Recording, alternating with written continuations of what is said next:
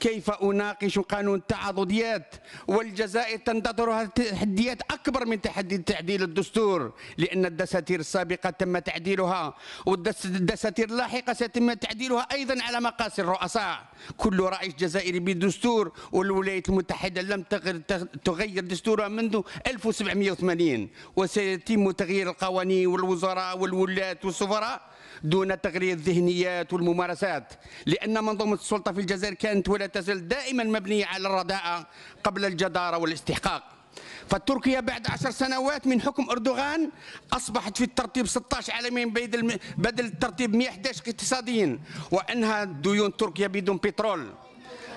زرع 3 ملاير شجرة، صنع أول طائرة وأول دبابة وأول قمر صناعي عسكري، وخطط لتفريخ 300 ألف عالم للبحث العلمي في غضون 10 سنوات.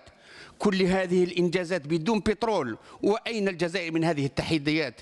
أما إنجازاتنا في الجزائر فهي 10 ملايين مصاب بالضغط الدموي، 6 ملايين مصاب بداء السكري، الدينار الجزائري أضعف عملة في المستوى العالمي، جامعة الجزائر في ظل الترتيب، ارتفاع نسبة الأمية إلى 25% بعد 52 سنة من الاستقلال، كثرة الفضائح، سوناطرك 1، سوناطرك 2، الخليفة، المحكمة العليا، الجزائر في المرتبة 125، والنتيجة لا استثمار ولا صناعة ولا زراعة. ونخليكم موضوع، وشكرا وليكم موضوع هضروا اللي تحبوا.